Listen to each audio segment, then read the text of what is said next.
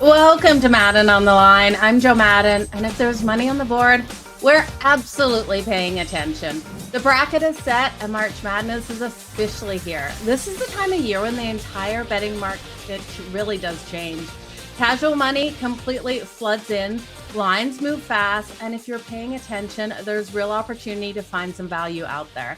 Today, we're going to break down everything you need to know for the March Madness tournament, matchups, sleepers, betting angles, and ultimately, who's going to be cutting down the net. And joining me to break all of this down is someone who understands the tournament from the inside out, from a coaching perspective, which is so key, you guys, Coach James Young. But before we bring him in, let's talk some of those big storylines heading into the first round. So who got the number one overall seed? Who got the number one seeds in the region? Well, the number one overall seed was Duke coming out of the East. Duke to take it all is right now coming in at plus 370, but we're going to get into why maybe you don't want to take Duke to take it all, as they will face the toughest competition. Out of the West, you've got Arizona coming in at plus 330, and definitely a weaker path than these other number one seeds to make it all the way. Out of the Midwest, the number one seed is Michigan at plus 370 to take it all. And out of the South, the number one seed is Florida coming in at plus 800. Now, when we look at everything, the toughest region, like I said, definitely coming in here for Duke. Looking at Duke, number one overall seed, they face that tough path to get through. In the Sweet 16, Duke is projected to face St. John's, the number 5 seed, or the number 4 seed here with Kansas. And you look at Kansas with Peterson, he's probably going to go the number one overall NBA draft pick. So definitely a hard team that they're going to have to face in the Sweet 16. As for the East region, they also have the number 2 seed here in UConn. That is really hard, right? To get past UConn, despite what we saw with UConn, and UConn could have made that number one seed, but they lost the Big East championship to St. John's. So with head coach Dan Hurley, who's won 2 of the previous 3 NCAA championships, I tell you, Duke, their path, if they're able to make it, will face the toughest. And you think if they make it, they probably win it all. So we'll see if Duke's able to get through. But like I said, Arizona, the path for Arizona here is probably one of the easiest, because when you look at them coming out of the West and you look at the other teams in the West, the balance on both sides of the ball just isn't there, in my opinion, for any team that they might have to face. You look at the number 2 seed here in Purdue. Yeah, number one offense out there in the country. But defensively, even though that defense has picked up a bit, there's still some holes out there that I think Arizona will be able to capitalize and get those points out there on the board. Now, when we look at Gonzaga, yeah, they've got a really solid, stout defense out there. But without Brandon Acuff, what will they be able to do if they face Arizona? You got Arkansas, you've got a hard-fought offense out there, but defensively, I don't trust them. And then Wisconsin, this is a dangerous team, but I do think Arizona has every possibility of getting past them with their ability to get those second chances to win that rebounding issue, something that I don't think Wisconsin will be able to do. So those are definitely some storylines to look at. You know, the strongest, easiest path coming there for Arizona, the hardest path coming for Duke. But let's, before we bring in Coach James Young, which we'll bring him in just a minute, I want to look at which teams got left out, because it's really important to note these teams that did get left out of the big dance. You've got Oklahoma rolling in 19-15 on the season, 7-11 in the SEC. They were snubbed. Auburn was snubbed, 17-16 on the season, not the season they had last year, right? And 7-11 in the SEC. San Diego State, who finished 22-11, 14-6 in the Midwest Conference. New Mexico, 23-10. And 13-7 in conference play. And then Indiana going 18-14 on the season, 9-11 in Big Ten. So those are your 5 teams that got left out. Definitely a couple of things to look at as we go into this. And we're going to be breaking it all down with Coach James Young here in just a minute. But in the first round, you want to look at those double-digit dogs, you guys. Every year, there's a few double-digit dogs that are undervalued in the market. You want to look for experienced guards, teams that shoot the three well, and teams that can slow the tempo and really shorten that game. So sharp betting isn't all about just taking those Cinderella teams to win it straight up. It's really looking at teams that can control the pace, control that game out there. You also want to target some double-digit seeds of 7 points or higher when you're looking at your bracket. Those teams have been the most profitable underdogs in the tournament. Now, you also don't want to fade completely for the win, but maybe against the spread, those conference tournament champs, because they're normally overvalued, and they're overvalued because people just saw them play. They saw them win those conference championships.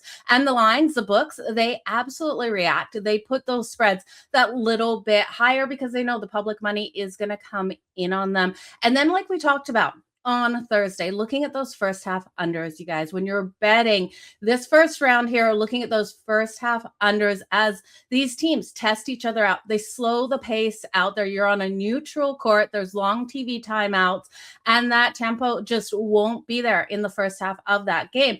That being said, when you look at the full game, fouling will come into play. Teams don't want to go home, and they're going to give it their all as we go into that. But overall, look at the veteran teams over the NBA talent teams out there. You want to look at teams with the experienced guards, teams that are good from that free throw line as well. You want to make sure you've got them circled.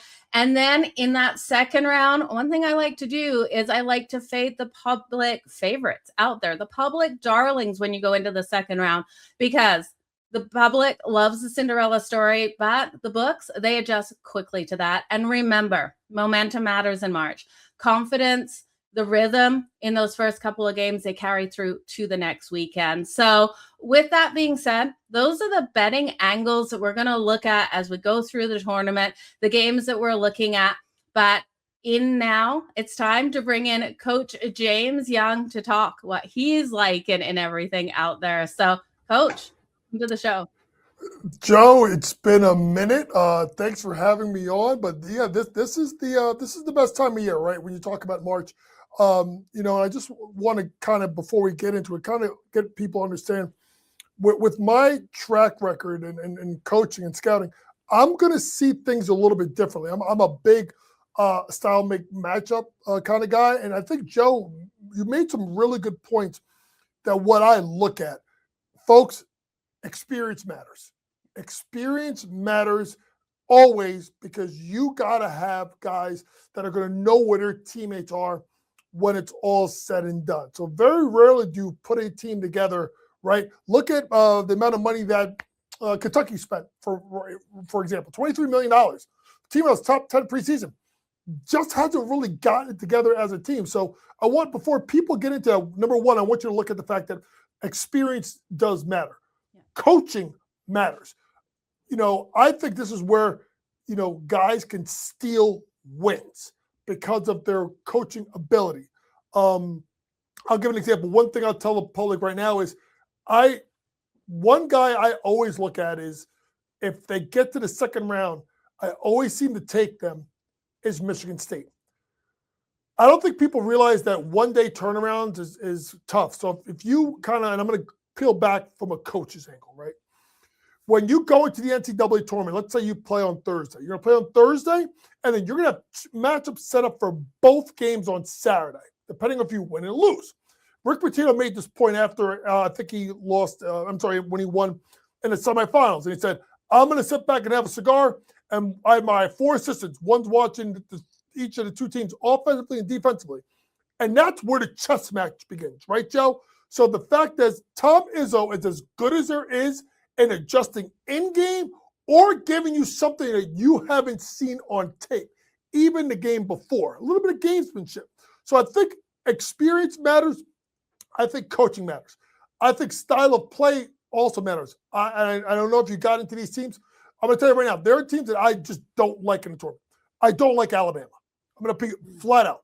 I am not a believer of a team that runs up and down the floor is going to make deep runs in March. Now, obviously, I don't know if you saw the news of Aiden Holloway being suspended for drug possession. Not suspended, arrested this morning is not going to be very good news for Nate Oates, who likes to run that 2-point guard attack with LeBaron Fire. So I think that's something that people want to get in mind is a team like that, I don't think can make runs in March because the game slows down. I'll give you one team off the bat that people have written off all year, and I came back to them about 2 or 3 weeks ago. That's Purdue. Okay. Here's why. Ready? What did we just talk about? Senior experience. Best point guard in the nation, Braden Smith, Fletcher Lawyer. 2 seniors. Experienced coach, Matt Painter. Good big, Kaufman Wren. Slow down basketball. You saw what they did to Michigan. I'm shocked at how much they won by, but I'm not shocked by how much that they won because remember, Joe, they were top 5 preseason. They were. So we've seen a little bit more grit out of their defense, but we've seen some glaring holes as the season's gone on as a whole. What are you expecting out of them here as they kick off those first games? Are you expecting that defense to still give up some points, Coach, or do you think they're going to be really gritty as they perform in the madness here? Well, I think one thing with Purdue, and we'll get to St. John's in a little bit because while I respect the tournament committee, I don't understand how Purdue got to a 2 and St. John's got to a 5, and one team got rewarded for winning their conference tournament and the other team did not. But that's a story we could talk about another time or when we get to St. John's. Yeah. I do think that backcourt helps a lot. I'm of the belief that teams dominated by a big rarely win national championships. You have to have guard play and the ability to protect the ball, walk it up the floor, and run their offense. That is where Purdue is at its best. Now, can you see them getting tripped up a little bit here and there? Of course, because, Joe, at the end of the day, you just got to be better for 40 minutes, right? That's why you have so many upsets. But if you think about it, Joe, if you think about upsets and why they happen, it's why. Experienced mid-major teams, if they don't lose everybody in the portal, tends to give themselves a good chance to win. But I just really like this Purdue team. I'm a big believer in what they're going to be able to do. And it'll be an interesting matchup because I think them and Arizona is going to be a great Elite 8 matchup. Yeah, that will be a fantastic matchup. So looking at Purdue in that first round, they will take on Queens, and moving on to the second round, the winner of Miami, Florida, and Missouri. So before we get into those games, those first 4 in, Coach, do you think any of the teams has the opportunity after getting through there to make it through the first round, or do you think they're get in from the first 4 and then they're out? You know, Joe, when you really think about it, I don't know the stat, but I always have a feeling like a team that wins the first 4 game in that 11-11 game, they find a way to get a win in that first round. So to me, you know, if you look at teams that are battle tested, to me, you know, the team I'm looking at, honestly, is Texas. They've been up and down, but that SEC is just an absolute gauntlet, right? So you look at, you know, going through that league and going through all that competition, does it give them an advantage going into after that? So I think that is something of note. I'm going to tell people this right now, okay? And I'm probably going to be like the person that people are going to be mad about. I personally don't think Miami of Ohio should have been in the tournament. Coach, they went undefeated in the regular season. And they had a strength of schedule of 341, non-conference schedule of 364, and then also played 3 non-Division I teams. Now, if you put Miami of Ohio against Auburn, who I don't think should have gotten either, Auburn smokes them. You put them in there versus Oklahoma, Oklahoma smokes them. A team that I think got hosed, and I think it's a whole league-wide thing, is I think Seton Hall would smash them. Now, the NCAA did something smart, which I think was really, really smart. They put them in the first 4. Why? It's an hour distance from Miami of Ohio to Dayton. So now they're going to bring the fans at least one of the days. So I think they got that right, that if they would have got, and even if they would have, they wouldn't have been a 16 seed, right? So by them losing their conference tournament, I think it gave the NCAA a little bit of help in regards to fan attendance.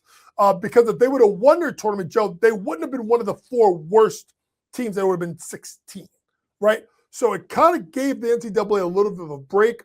in regards to giving him the 11th seed. But personally, I understand. I get it. They're a Cinderella story. No team that had 29 wins or fewer has been left out of the tournament, but no team had a poor strength of schedule and a poor non-conference strength of schedule like Miami of Ohio did this year. Yeah, it will be interesting to see what they're able to do in that game versus SMU. That's who they're playing in that first four. And looking at March Madness, how important do you think the guard play is out there on the court, Coach? Joe, I think it's everything. I am a true believer that guards win. I mean, if you go back and you look at, I don't know, the last 15 years, right? Teams that have won the national championship, name one that they won it with a dominating big. Now, people are going to say to me, oh, well, look at UConn with Adonis Sanogo when they won the first of the two in a row. Yeah, they had Cam Spencer, they had Tristan Newton, they had a load of guys. Alex, Caravan was there. Dominic Klingon was a freshman there. They had a host of guys. So I can't look at that. So now you're probably going back to the Kentucky Cal days. That's a long time ago. The way the three-point shot is, Joe, as regards to not only the neutralizer, but the equalizer in regards to stopping the three, scoring the three, you can turn games on its head really, really quickly. So that's why you look at teams and I say, okay, if they have strong guard play, that gives them a leg up. Obviously, we talked about Purdue. Florida, although they're really good with those three bigs, obviously with Thomas Howell, Ruben Chinalu, and Alex Condon, they still have Boogie Flan and Xavier Lee in the backcourt who can create off the bounce. Arizona, with a combination of Braden Burridge and obviously Jaden Bradley, that combination, right, Joe, that senior and a freshman, they have that experience. Obviously, I mentioned Purdue. You talk about a team like Michigan. That's where you get tricky with them because when spots where they've gotten defended well, like the Duke game, the guys like L.A. Cadu have struggled. Is that going to be something to look at as they go all the way through? Duke is an interesting case, right? Because now we know that Caleb Foster is out. Hasn't been confirmed, but he's got the foot injury, fractured foot, most likely going to be back. Ngamba, the starting center, should be back. But Caden Boozer had looked really, really good at the point, so we'll see how that looks. And then there's a team that I love and I've always loved, and that's Houston. Combination of ready, slow down offense, guard play, Emmanuel Sharp, Milos Uzan, the play of Kingston Flemings. But the interesting thing about Houston is I think they missed Jawan Roberts more than almost any player their team misses them for the previous year, the junkyard dog Jawan Roberts, because Joseph Tugler has gotten himself into a lot of foul trouble. And Houston doesn't have necessarily, Joe, that depth, right? I still think they find a way to get it done. But if JoJo Tugler gets himself into foul trouble, Houston could be ripe to be picked off. Ooh, so looking at Houston to take it all. We know they made it to the big game last year, losing that to Florida. They're plus 1,000 to take it all. You also keep coming back to Purdue, their ability, if they can get past Arizona and make it all the way, they're plus 2,700. Do you agree with the books with the difference in value here? Do you think Purdue with that plus 27 odds is worth a shot, Coach? Well, Joe, I'm going to make sure people understand that. Purdue was 40-1 before the Big Ten tournament. So that just shows you what you can do. I don't even know, like St. John's, I'm sure their numbers got sliced a little bit by what they did in the Big East tournament. So sometimes you kind of lose value, right? The reason why they're 27-1 and not lower is because Arizona, personally, may have the best overall resume for the tournament committee, not just for quad one and quad two wins, but compared to Duke and Michigan, the best conference. You got to go through Houston. You got to go through Iowa State. You got to go through BYU. You got to go through Kansas, right? You got to go through a slew of teams. Oklahoma didn't make the tournament. They're tough. Cincinnati didn't make the tournament. They were great down the stretch. So to me, that's why they're 27-1 and not say 20-1 because of the fact that they are in Arizona's region. Okay, so would you be calling them a sleeper team out here, Coach, or do you have another team that you think is a sleeper that can make a run? Well, I got sleepers in every region. St. John's is a sleeper just by seed and seed only. I'm going to get on my East Coast bias here, and I've been mentioning it over the last week. I think there's a problem with the Big East and how they're perceived nationally, and I think that the football money runs NCAA. Hint, hint. They need to merge. But when you look at St. John's, they're the 5 seed. But I'm going to say this right now, and this is where people are going to think I'm nuts. I think they take out Duke. If Duke doesn't have Foster back, that is a team in St. John's that's got enough guards to give Isaiah Evans problems. I think Zuby Ejiofor will abuse the Duke bigs inside, may even get Cam Bruiser into foul trouble. And Dylan Mitchell at about 6'8" is long enough to go outside with Cam Bruiser. Cam Bruiser, remember, folks, leads Duke in points, rebounds, ready, folks, and assists, getting about 4 assists per game. So I think that is a sleeper team in the East, right, Joe? Just by, let's be honest, name and name only. The sleeper in the South, it's a team that knocked off Florida, and that's Vanderbilt. Why? Guard play. Now, they're a little bit different because they scored the ball a ton. But you saw what they did to Florida. Florida was the team that I literally came into the SEC tournament saying they're winning the national championship because no one was playing better than them. And they got bludgeoned by Vandy. So Vandy's a team with their guard play I think you need to look out for. For the West, it's BYU. Ready? Okay. If they can get stops, that is their issue. Obviously, losing Richie Saunders, who was a 40% three-point shooter, is something that they're going to miss and miss badly. But boy, if y'all have not seen AJ Dibanza, which probably means you've been under a rock the last 5 months, go watch this kid play. 3-level score, inside and out, was beating Houston at the break in the Big 12. Some guys are told they just literally ran out of gas. If they can get stops with him and Wright III, the transfer from Baylor, I think they can make a legitimate run. For the Midwest, I got 2, and they're in the same league, and it's Tennessee, and ready, folks, it's Kentucky. I just sat there and said, $22 million, you need cohesion and continuity, but I'll take it away. Joe, that team is too talented to be a 7 seed.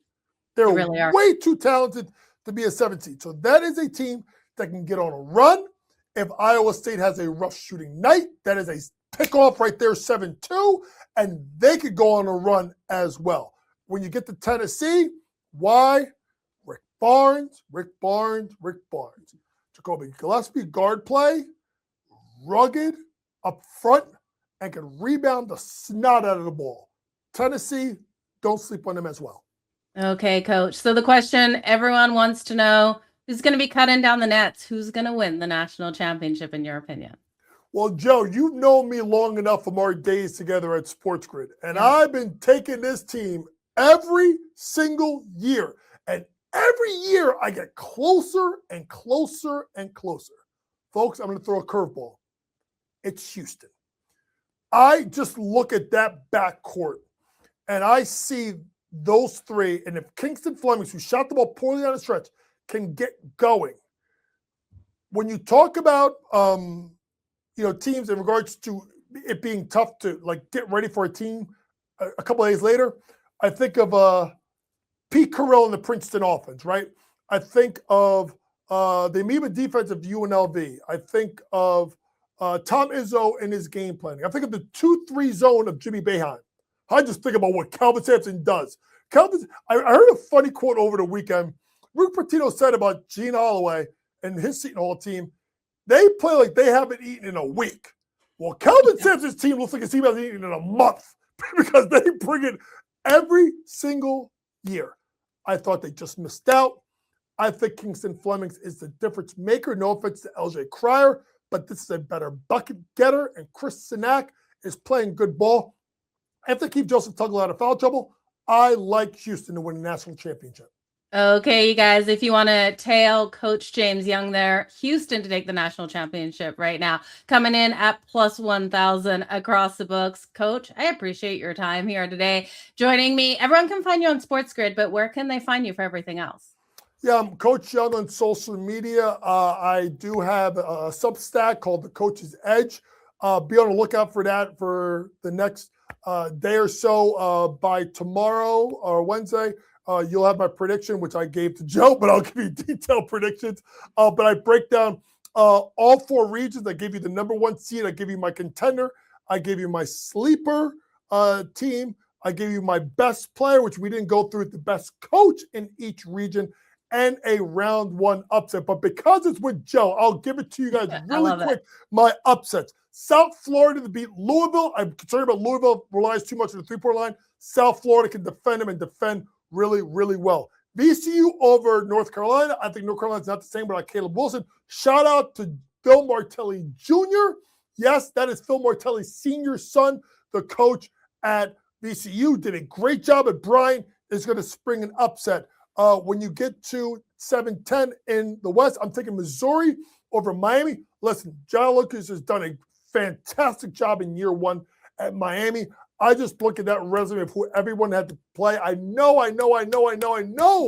that Missouri's lost 4 of the last 6 games, but that's SEC, and 2 of them were to Arkansas, who played great down the stretch. And then the last one, I can't even read my own handwriting. This is unbelievable. I can't get it, but if I get it, I will text. I will post it over to your guys. But another upset that I have in the Midwest. This is the coach in me, right? I write stuff on paper. I love it. I love it, Coach. That's why I can't read it sometimes. That's not a problem at all. I appreciate your time so very much. You guys head on over, follow Coach Young on Twitter, on X at Coach Young NJ, and give him a follow on everything that he's doing with SportsGrid and all his other sites. Coach, until next time, let's make some freaking money. Good luck out there on the hardwood. Same to you. Thanks for having me on, Joe. Thank you so much. You guys, that was Coach James Young. You want to make sure you go over and give him a follow. He's got so much going on, wealth of information, as you did learn here. He's got Houston to take the national championship, and I know he was rolling with them last year. That was a tough loss as they lost to Florida in the national championship. But at plus 1,000, definitely worth a shot. So I appreciate his time here today on Madden on the Line. Now, we've got to get into my card, a couple of things that I'm looking at. Now, don't go anywhere. We're going to talk some games for tomorrow and Wednesday that I'm liking, as well as today out there on the hardwood in the NBA. I've got a game circled as well as a game out there on the ice. So let's quickly break these down. Don't forget, though, you guys, when we look at March Madness, when we look at the brackets, when we look at these games, momentum. I can't stress that enough. Momentum means so much. Look at the teams that roll with momentum. Look for them to come out nice and solid. Teams that can control the pace out there on the floor. Slow those games down, that shoot well from the threes. And like Coach stressed, look for that guard play. Guard play for him is everything, and I couldn't agree more. Look for those teams with those strong guards, with the veteran presence to come out nice and solid. So when I look, and Coach and I differ here, Miami, Ohio, number 11 team taking on number 11 SMU in the first 4 in. I look at it, and yes, Miami, Ohio, they didn't have a tough schedule. Coach broke all of that down for you, but I have to grab them plus the 6.5. Now, that being said, do they get the win? Maybe not. SMU has every ability to win this, but I do think if they win it, it's not by this big of a margin. I'm grabbing Miami, Ohio plus the 6.5. This game is Wednesday at 9:15 Eastern. I just think their undefeated regular season has to count for something. You can only play who's in front of you, and I can't stress that enough. A win is still a win, and I do think we get the best out of them in that game. And then I am looking Friday, and we're doing a big look ahead here because I think lines are going to move. We got Akron versus Texas Tech on Friday. This is a day game. It's 12:40 Eastern, and this is the first matchup. Now, Akron rolling in as the best team in the MAC. They're grabbing 7.5 points. You guys, it's just too many. Well, I think Texas Tech can get the win in this one. I think Akron comes out so strong and keeps it within the number. Now, you can sprinkle on the money line. It's going to be a hard one here for them versus Texas Tech. Now, if they're able to get the win here, this will be their first time going to the second weekend of the tournament in history. So this is a huge game for Akron. I love them plus the 7.5. I don't know if I'll sprinkle. Let me know in the comments below this show if you're willing to grab Akron straight up on the money line. It's great plus money. But I look here at Texas Tech, and I think, yeah, if they win it, it's by 2-3 points. So turning to the games today, we've got the Spurs versus the Clippers. Now lines have been moving on this one out there in the NBA. The Spurs were a 9-point favorite. Money's coming in on the Clippers, and I think you've missed the best of the number, as they have moved to an 8 or 8.5 point dog on the majority of the books. I'm going to stay off the side, but I do think there's an opportunity to come back in on the Clippers. I know the Spurs won the last matchup, but they did come back from a 25-point deficit to get that win in a game that Victor Wembanyama said was one of his hardest games of his career. Very emotional after that game, even though putting up a ton of points, getting, I believe it was 4 blocks on that game, making a huge impact for them to be able to get the win. So now in this next game here between the two of the teams, we should see Kawhi not hitting the court for the Clippers. I think their defense can keep them in this game, keep it tight, but I think at some point we're going to get them for double digits.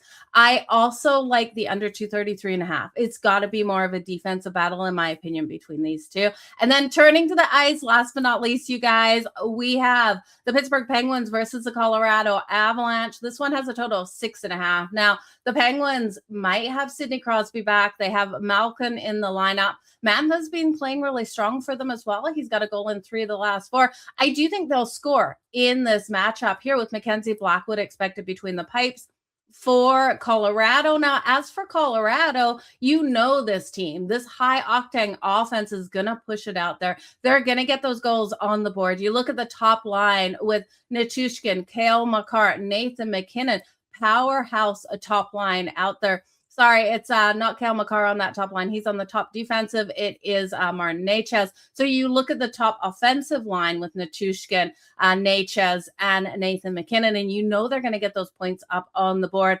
Cale Makar is rolling in nice and strong. I do think he can get 2+ points. He's so strong from the blue line. But Martin Necas, 31 goals on the season. He could get 32 tonight. Nathan McKinnon, you definitely want to circle him. 2+ points, you're still laying juice at -140. 2+ points, I think, can be altered to 3+ tonight for Nathan McKinnon. That's coming in at +245, and I've absolutely ran to the window with this bet. You look at him over the last couple of games versus the Pittsburgh Penguins, and he has excelled. He had 2 points in the last meeting with 2 assists only, but in the one prior, he had 5 points. That was 1 goal, 4 assists. In the game prior to that, 3 points for 1 goal and 2 assists. I'm looking for Nathan McKinnon to at least get 1 goal and 2 assists in this game. So I will sprinkle the 3+ points at +245. But you guys, that is going to end it for today's episode of Madden on the Line. A big thank you to Coach James Young for joining us here and sharing his insights into what it really takes to cut down the basket, cut down the nets here in March Madness. The tournament is finally here, and this is where the betting board gets really interesting. I'm Jo Madden. Thank you again for watching Madden on the Line. We'll be back on Thursday at 3 p.m. Eastern, so make sure you're here. Until next time, you guys, let's make some money out there on the hardwood.